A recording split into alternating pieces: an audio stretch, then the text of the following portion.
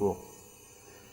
Okay, so the first part is I'm going to try to keep it short, probably because many of you have already heard this kind of stuff, and this is just kind of an introductory segment about convolutional nets, and Clément is going to talk about hardware implementations and some applications of that. So I think that one of the big challenges for AI, machine learning, neuroscience, etc., is to learn representations. So it's the whole the topic on several workshops here on deep learning, and one of the things that we've been working on really actively in my lab. So rather than just learning classifiers, learning the set of features simultaneously with the classifier, and if we had good representations, we could use machine learning to learn good representations. We would be able to, learn recognition tasks with just a few examples. So it breaks the sort of traditional view of pattern recognition as kind of a succession of sort of handcrafted preprocessing or feature extraction followed by some sort of trainable classifier, which is the standard model for the last 50 years. We want to kind of replace this by something that looks more like what the visual cortex does, which is sort of hierarchical, composed of multiple stages, all of which are trainable. These are slides extracted from papers in neuroscience, computational neuroscience.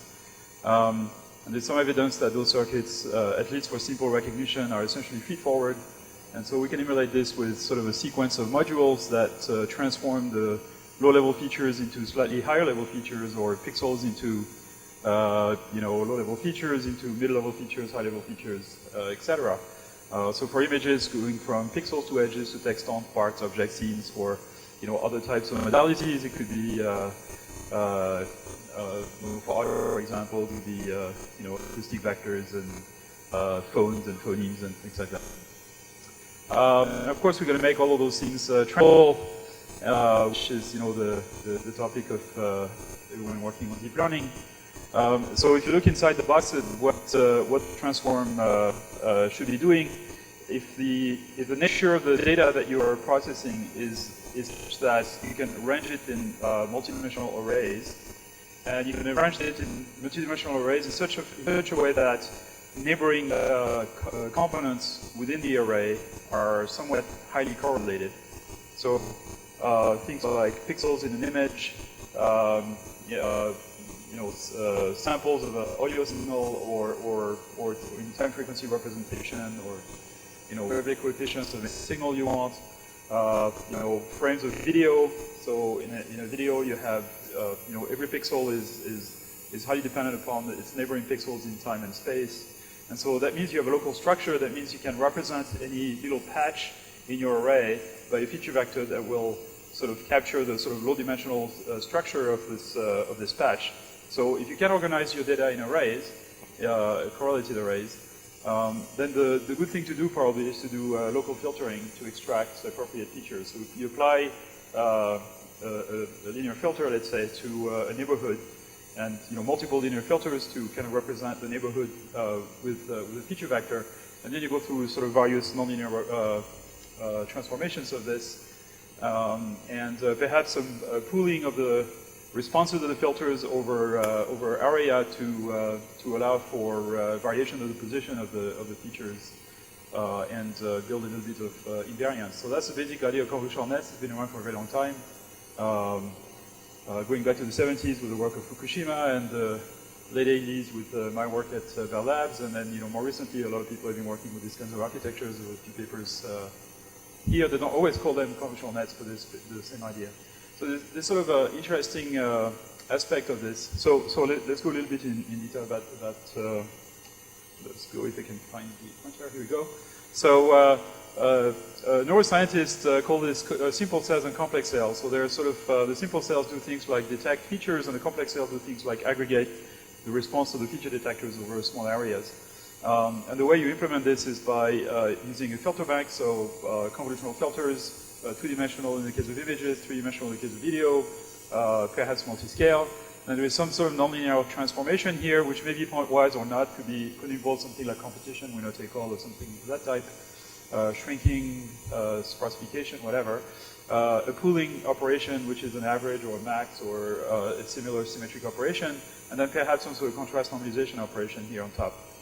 And that constitutes a stage of a feature transform, and you can stack multiple stages of those and learn the filter coefficients at every layer using various algorithms, combination of perhaps unsupervised learning and supervised learning. So this is based on the old idea of essentially neuroscience work from the 60s, Hubel and Wiesel, Nobel Prize winning work on the cat's visual cortex, where each unit responds to a small area in the visual field, and you have sort of replicated units over the visual field that look at multiple locations, and then the response of those things are kind of pooled and integrated to build a little bit of shading invariance. I guess you might have heard a bit about this in Nicolas' talk, but I wasn't here, so I can't tell. Just trying to find his place. The convolutional net architecture is sort of a particular instance of this, where we sort of make the entire system differentiable, so we can do gradient-based learning, train all the filters using backprop, and or other methods for that matter, and as well as perhaps pre-train the systems using unsupervised learning. So there's been lots of applications of this to object recognition and object detection and handwriting recognition. In fact, I'll maybe show you a little animation if I go to the right side.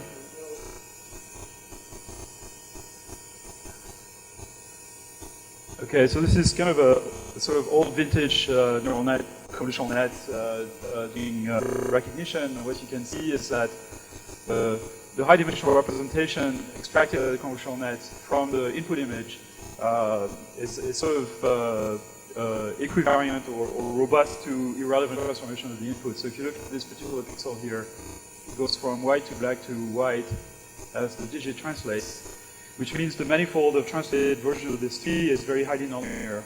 It's kind of it's very, very curvy. And there would be another curvy surface for all the 5s, and another curvy surface for the 8.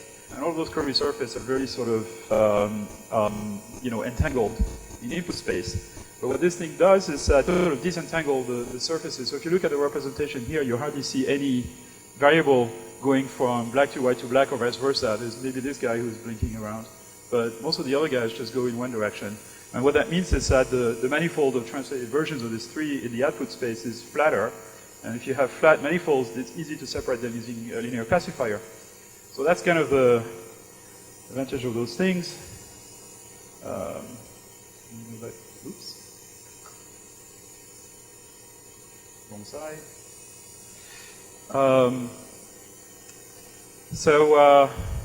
That was it. And there's a whole bunch of applications that we built over the years in addition to handwriting. So things like face detection, where this works pretty much as well as everything else, if not actually quite a bit better. Road sign recognition. So this was a competition that was organized by a German institution this past year. And the interesting thing is that there were 200 entries in this competition to recognize road signs. And in the pre-final bake-off, the 13 of the top 14 entries were convolutional nets. 6 from us and 7 from ITIA in Switzerland, Jürgen Schmidhuber's lab, which has also been working with convolutional nets. And the other entry out of the top 14 was human performance, actually, number 6. So there's 5 convolutional nets that work better than human convolutional nets. So that was the pre-bake-off, and then there was the kind of the final result where the IDEA paper came up very, very closely just above us, because they use our tricks, which is great. There are applications of convolutional nets to image segmentation. This is one by Viren Jain, Sebastian Song at MIT, and this is for segmenting kind of 3D volumetric images of brains, brain slices, essentially. And it works really well compared to sort of other techniques for sort of more standard techniques for segmentation. You're going to see some more work on segmentation by Clément later. You can also apply convolutional nets for sort of temporal signals. So this is an application we built a few years ago for detecting epilepsy seizures from intracranial EEG. So that uses what's called a time delay neural net, which is really a temporal convolutional net. And there are sort of commercial applications, AT&T, which I built in the 90s together with Leon Boutou, Patrick Hafner, and Yoshua Bengio, and a bunch of other people, Chris Burgess, people you see around here at NIPS. NEC has built a whole bunch of applications that are pretty cool. Some of them are vending machines that recognize the user and advertising posters also that look at the user and figure out the gender and age of the user and offer them different products and, address them in different ways depending on their age. And this is pretty cool. It all runs on a little box with a DSP circuit in it, which is very cheap and can be embedded in any machine. Google uses some convolutional net for face license plate removal from street images. So they have kind of a first fast system that is not a convolutional net, and then they use a convolutional net as a more accurate detector. There's also various other applications in various other companies. So the interesting thing about convolutional nets is that the mainstream approaches to computer vision for object recognition have sort of converged toward the similar architecture as convolutional net. The learning algorithms are very different. It is very similar. When you think about SIFT or HOG, the first stage of SIFT or HOG is basically filter nonlinearity and feature pooling and some normalization on top. And the second stage is, k-means or sparse coding, which you can think of as filter nonlinearity and feature pooling on top. And so you get this sort of basic architecture that's used absolutely everywhere, including by sort of mainstream vision systems. And so if you can do fast convolutions, you can basically do fast vision, because all the good systems use that as their main computational element.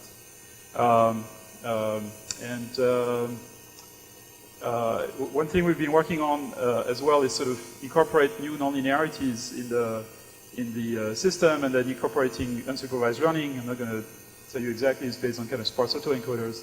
I don't have time to really talk about this in detail. And you get nice filters when you use those unsupervised learning algorithms to pre-train a convolutional net, and you can refine it using supervised learning, and that seems to be what works best for many applications. In particular, if I can get to it, so there's this sort of convolutional version of it, and it works really well for things like pedestrian detection. So we had some results at the last NIPS paper at the last NIPS on using this convolutional sparse coding to pre-train a convolutional net to do pedestrian detection. Since then, we've gotten much better results that basically beat the state of the art on the INRIA data set, and the sort of various. Maybe I'll let Clément show the video if he has time, and well, maybe I'll show it right now. Oops, wrong side. I'm just going to skip ahead a little bit. And we're running so this is a pedestrian detector built by Pierre Sermanet. And it pretty much detects everybody who's standing. It's not trained on seated people, so it doesn't detect those, but it works quite well. It's not real time. It's kind of batch, but it works really well. With this, I'm going to let Clément take over. Okay, can you hear me? Okay, so based on Jan's presentation of convolutional networks and this range of models, I'm gonna jump right. I'm gonna change our perspective and look at these models from a hardware point of view. So when you look at convolutional networks and similar models, the interesting thing about these models is that they're intrinsically parallel, and parallelism at multiple levels of the model. The architecture is extremely homogeneous, meaning that you only need a handful of basic operators to be able to completely implement and compute those models. The inference of those models is feed-forward, and in most cases extremely efficient in time. And one other thing that's really interesting about convolutional networks is the fact that they can accommodate extremely low numeric precision, because you can take this into account during training.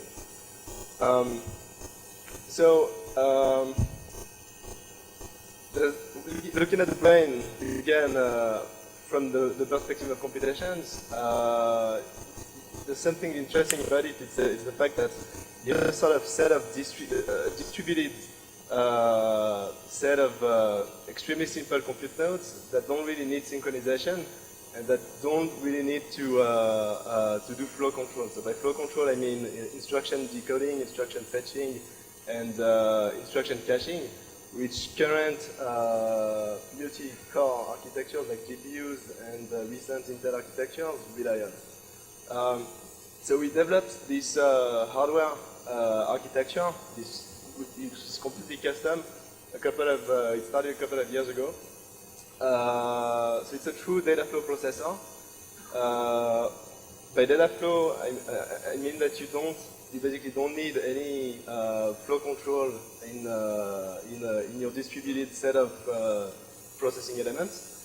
So that's the main characteristic. So we have this grid of data flow processing units.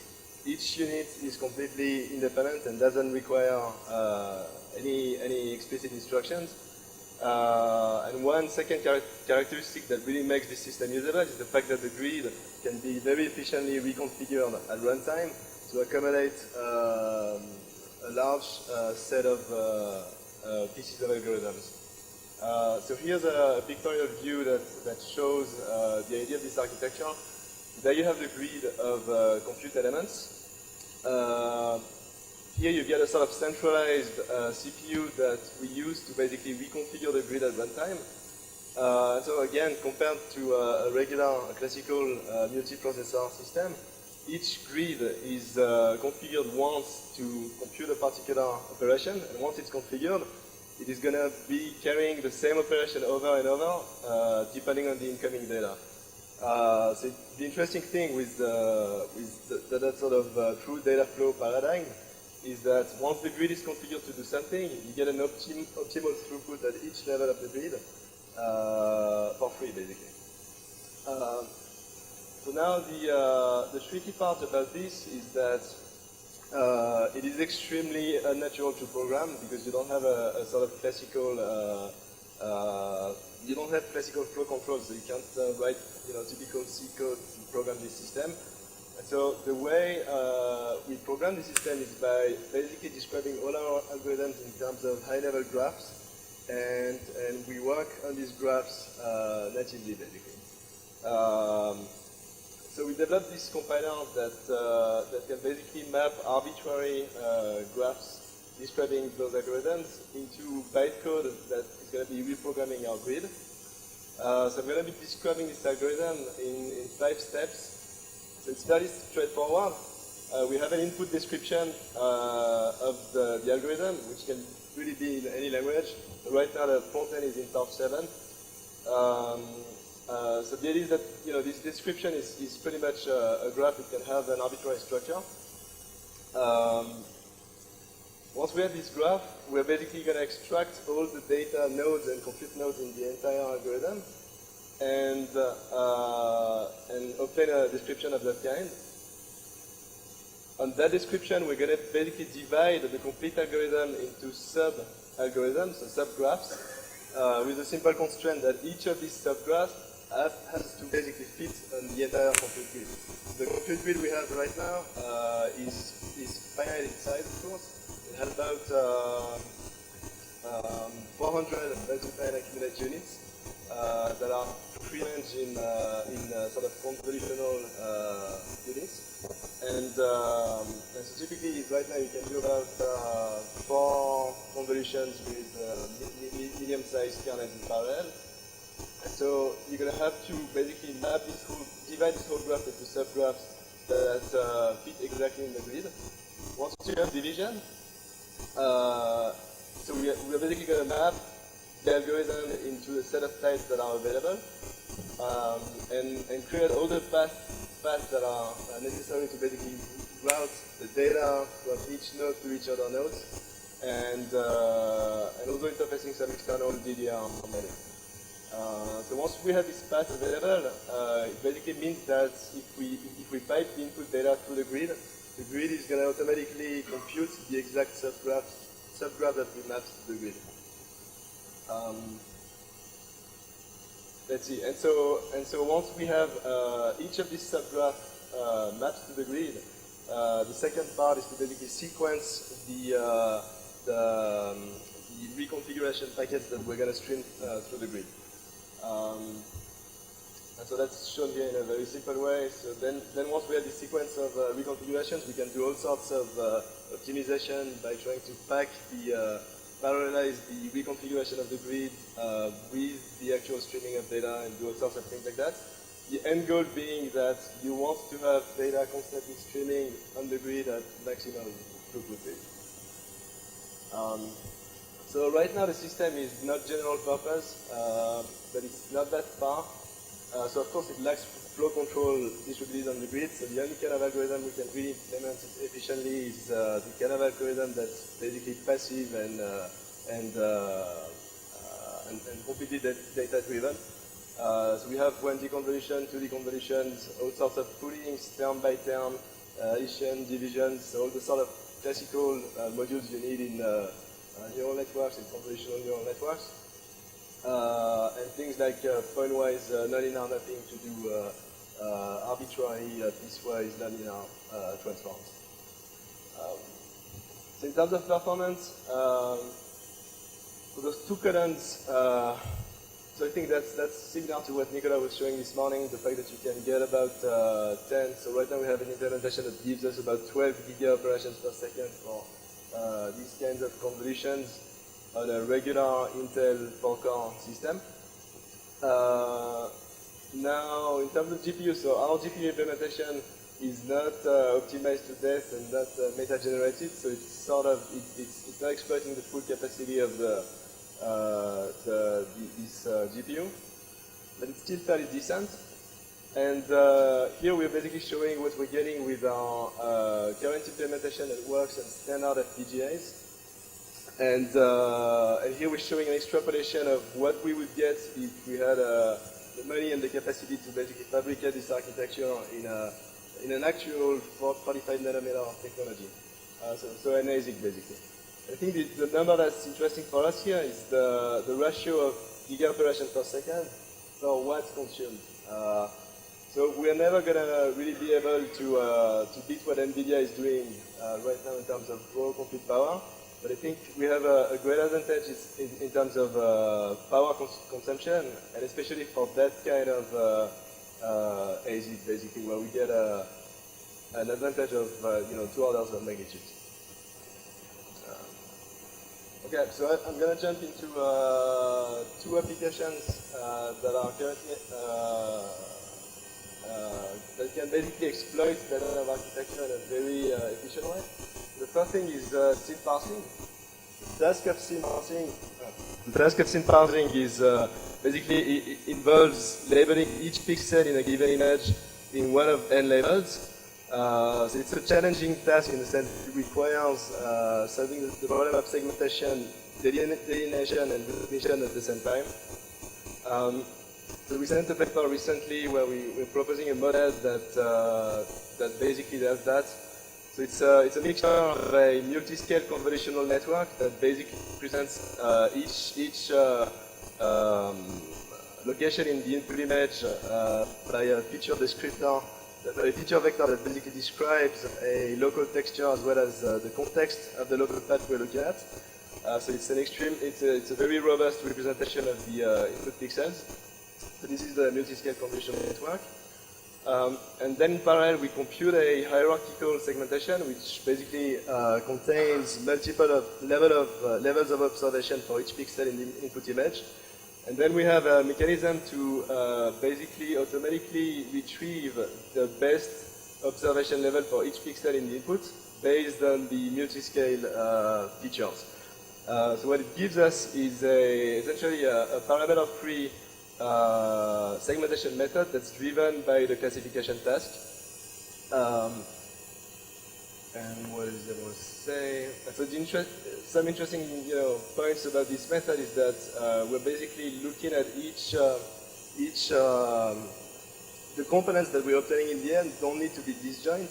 And so basically, if you have hierarchical labels, like a window within a building and a wheel within a car, you're going to be able to retrieve all these labels in a hierarchical manner. So we've tested that on multiple datasets. The Stanford background dataset is one dataset that has been quite used recently. It's an 8-class problem, and we're basically getting state-of-the-art in both pixel-wise accuracy and per-class accuracy. So people usually only report the pixel-wise accuracy, and we think that the per-class accuracy is more meaningful because you usually get many more pixels of skies, buildings, and basically some classes are dominating the scenes. And what we're really interested in is the actual object recognition, whatever the size is. So now, of course, the interesting thing about our model is that even in software, the inference time is extremely efficient. It's about a second on a regular laptop. So we're also getting state-of-the-art results in both those metrics on more challenging data sets, 33 class problem, which is called the CITFLOW data set, and 170 class problem, which is called the Barcelona data set. And so I'm going to show you, so here's a couple of examples of how it looks. And now one thing that's interesting is that we've also recorded some arbitrary videos in the streets of New York. And the model generalizes quite well. So this is the network that was trained on the 8-class problem. So the classes were objects in pink, then trees, buildings, sky, and road. So now, because the bulk of the computations of that model is a dense convolutional network, we can naturally map and compile this network for our hardware. And we're basically getting a speed up of about 10 times end-to-end. So we used, so the actual speed up we obtain on the convolutions, it's much larger than that. It's about, it's close to 150 times. But the overall speed up is less because, of the overhead of communications and so on. Okay, so those are a set of more examples in different streets and different conditions. So I'll just conclude with another interesting application that Marcus Coquier at our lab has been working on. It sort of shows the approach we have to all these vision problems. Here we basically train one of those multi-cell convolutional networks to approximate a ground truth optical flow predicted by CLU's method. So this method relies on hierarchical MRFs, multi-scale MRF. And so his method is basically giving us extremely nice and smooth results, but the problem is that the inference time is non-negligible. And what we're trying to do here is to basically use those things as ground truth for our algorithm and to predict the same thing with a dense convolutional network, and basically allows us to run the same model and obtain similar results in a much more efficient time. So once trained, the network is able to predict this same optical flow with the accuracy is of course not as good, but it's something that you can embed in constrained systems and environments. Yes, I think I covered pretty much all I wanted to say.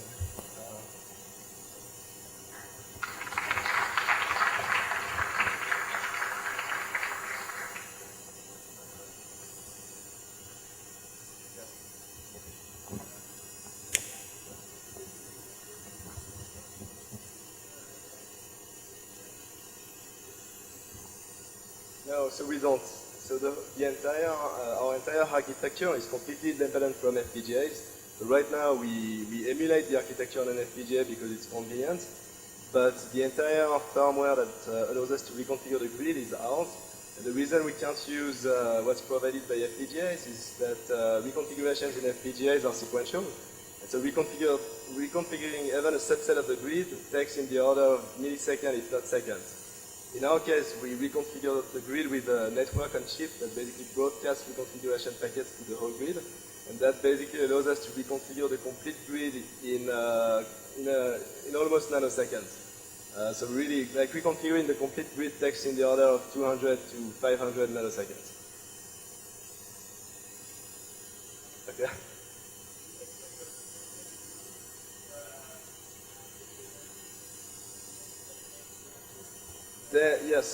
Yes. Exactly. So all the sort of DSP tiles I forgot to mention that the tiles are not homogeneous. We have different types of tiles. And the tiles that we use to do DSP, so convolution operations, use local FIFOs to basically be able to store lines and pieces of images, basically. And we have another version that we're not really using that uses much more distributed memory in each tile and that we can use in sort of more arbitrary memory. But the idea is that we don't have the capability to really use this memory as arbitrary pieces of memory. So the way we want to be using these memories is by pre-programming the tile to basically write things at a certain location and read it back from another location, so that it's purely data flow once the grid is configured. Okay.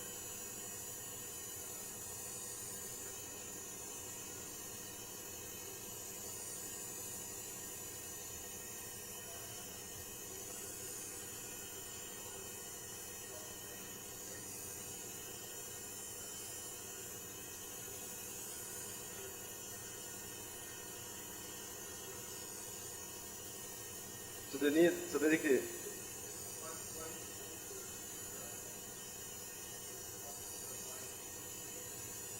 it's pretty much what it is, yeah. So the CPU is basically useless in terms of computation. The only thing the CPU does is broadcasting configuration packets to the grid to reconfigure the grid to do multiple things. So basically, if you had an algorithm that was tiny enough to completely fit in the grid, you could throw that away.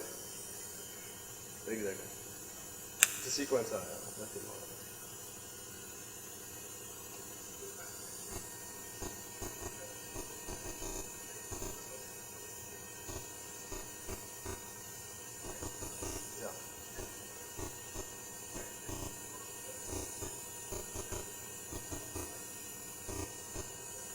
Can't keep, I mean, the whole idea of the system is that it's a streaming engine. So we really rely on external DDR memory, and the kind of memory we have inside is not meaningful. You know, we have about a megabyte distributed over the entire grid.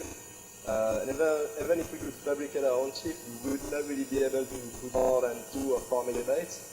And so the idea is to really be, we basically get this system the bandwidth maximizer.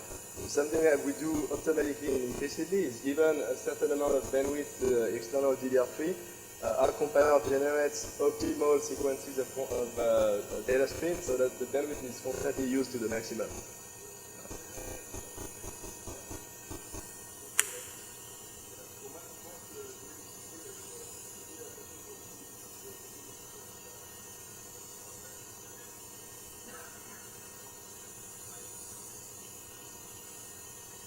Absolutely, absolutely. That's very important.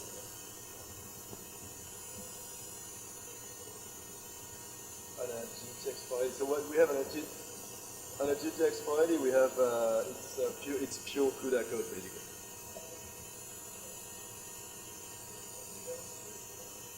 Yeah. That's what it is. Yeah. I mean, embedded applications.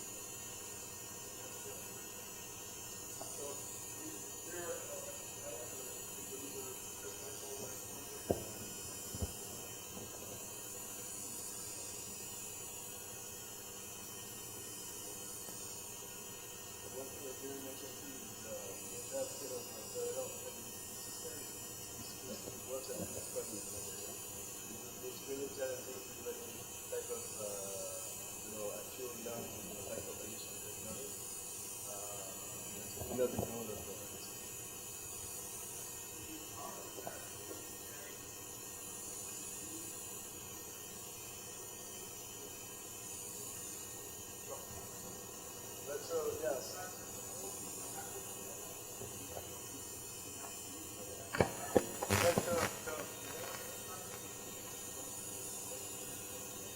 Your power consumption would be through floating point implementation. So it's essentially not that much more. If the several operators were floating points, especially the way NVIDIA does it, that